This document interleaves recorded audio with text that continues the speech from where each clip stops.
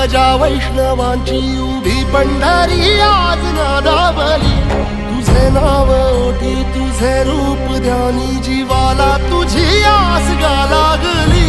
जरी बाप साऱ्या जगाचा परी तू आम्हाले कराची विठू माऊली।